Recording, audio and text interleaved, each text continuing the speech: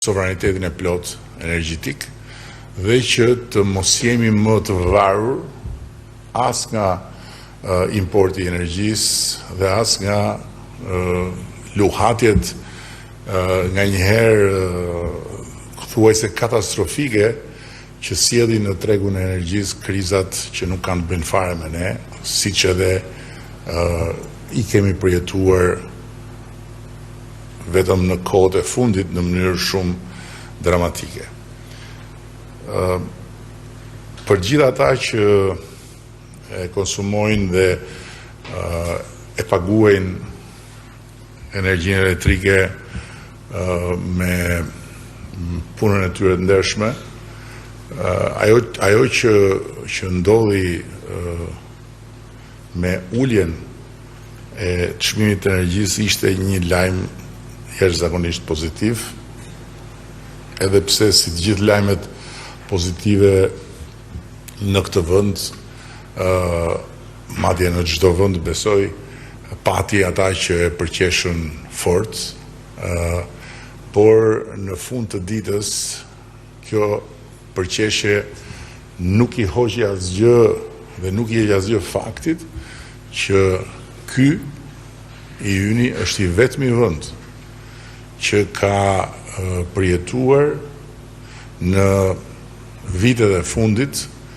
ulje të çmimit të energjisë dhe një ulje me 10%.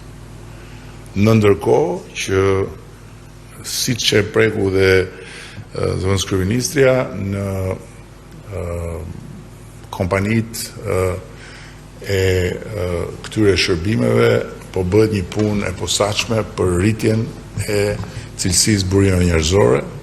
dhe faktikisht jemi dëshmitarët që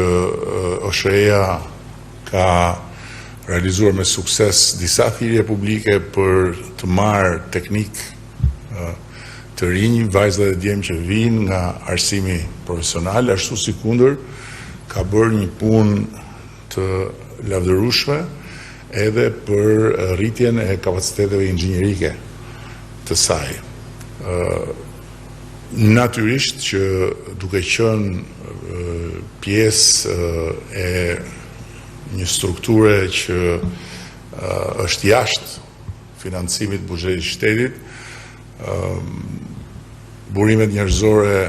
të OSHE-s nuk përfshihen drejt për drejt nga buxheti në rritjen e pagave, por dua ta theksoj sot për gjithë ata që edhe ma kanë shprehur me mesazhe po ne kur kanë dëgjuar për rritjen e përgjithshme të pagave me buxhetin e 2026-s, që në radhë parë për 6800 punonjësit e kompanisë do të ketë një indeksim të pagave me 6.1%.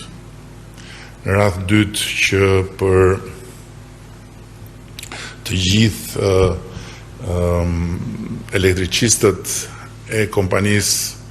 do të ketë një rritje page me 75.000 lekë të reja në muaj, dhe së treti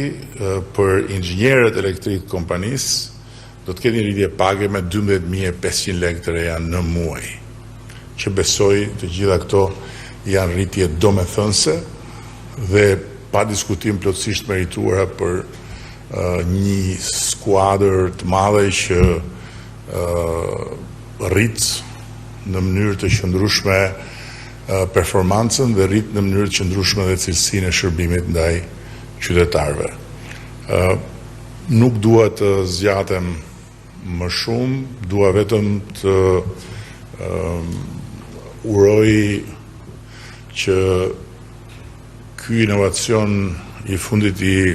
OSHE-s dhe fillimi i krijimit të një rrjeti të furnizimit me energji të automjeteve elektrike të nxjisë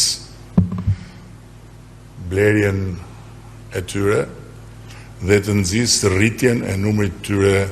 në qarkullim, pavarësisht se krahasuar me pak vite më parë numri është rritur në mënyrë të ndjeshme, por krahasuar me numrin e përgjithshëm të automjeteve është ende mjaft modest. Dhe besoj që edhe fakti që OSHE-ja do të ndjeki një politikë agresive, do ta quaja nxitje, duke i dhënë mundësi të gjithë atyre që e karikojnë automjetin e tyre elektrik në parkimin e apartamentit apo të shtëpisë tyre që ta blejnë me të njëjtin çmim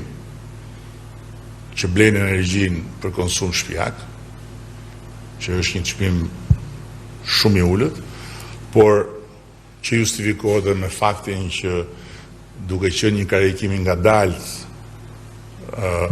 gjatë gjithë orëve të natës është ekonomikisht i përballueshëm nga OSHE-ja, ndërkohë që sigurisht duke u futur në treg si një aktor kryesor, OSHE-ja do të imponoj edhe një rregullim të menjëhershëm dhe të përgjithshëm të një tregu ku kemi parë në jo pak raste keqkuptime të mëdha të tipit që po ngul ca karikus në rrugë edhe po i jap njerëzve energji me një çmim ku e ku më të lartë se sa ai që po e marr nga rruga. Jo, kjo nuk mund të jetë kështu dhe pikërisht për këtë arsye çdo aktor privat që do të hyjë në treg me drejtën e vet do ta blej energjinë nga OSHE-ja me një çmim të mirë përcaktuar që nuk mund të jetë asesi çmimi i marrjes së drejt për drejt athuase po e merr nga parkimi i shtëpisë. Besoj shumë që jemi në rrugën e dur dhe besoj shumë që OSHE-ja dhe gjithë sektori energjetik do të na japi arsye të tjera madhore për të dhënë lajme të mira për publikun edhe për të vazhduar të forcojmë bazat e rrugës sonë për Shqipërinë 2030. Por vetëm fakti që Shqipëria 2030 do të jetë një vend sovran në aspektin energjetik i thot të gjitha tjerat. Shumë faleminderit.